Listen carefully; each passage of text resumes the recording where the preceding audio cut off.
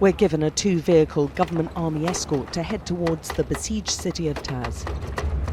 It's been split in two for most of the past 8 years of war, with most key roads into and out blocked off by fighting.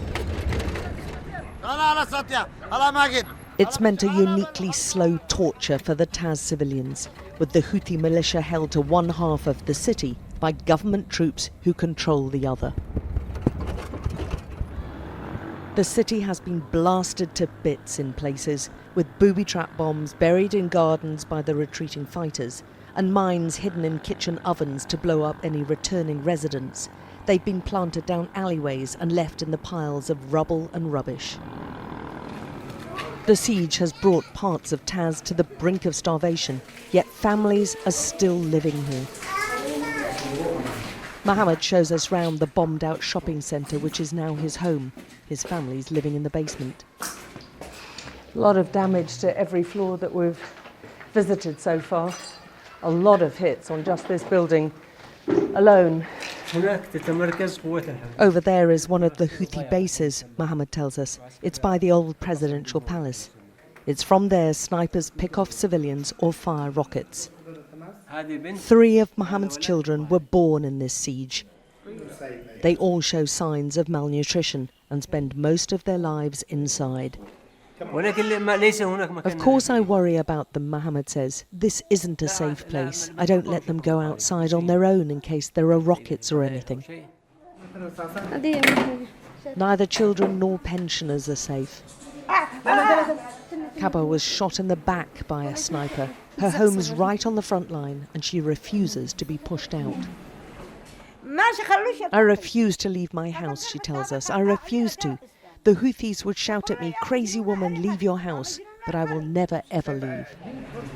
The war has never let up in Taiz, and whilst there's increasing optimism about a negotiated settlement for the country, those hopes seem to have halted at the gates of this city.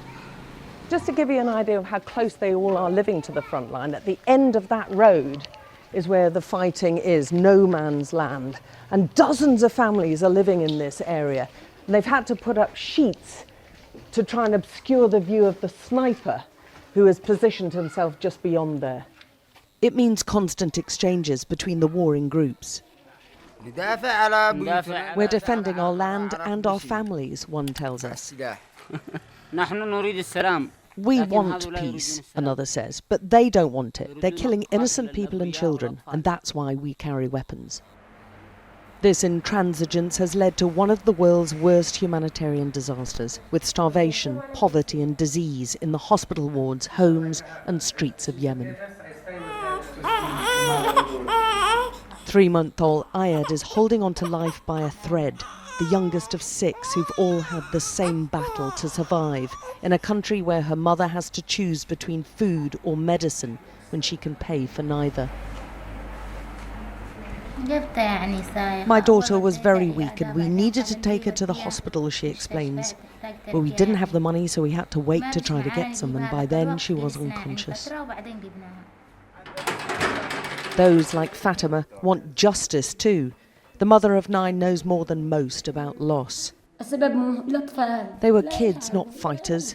She's talking about her children. 4 of them were blown up in one day. 3 were killed outright. The 4th, only a toddler, lost a leg. Photos of their mutilated bodies are all she's left of her babies. And she's praying for revenge for their violent deaths. She's compiled a file with their details and wants to track down those who fired the mortar shell that killed them as they were playing outside their home. Nothing can ever replace my children, she says. Layla, Hamid and Mahmoud, they'll never come back. Look at these pictures, she keeps saying to us. They're just children. She's pregnant again, but would have aborted if doctors had agreed. She doesn't want to bring another child into this war-torn place.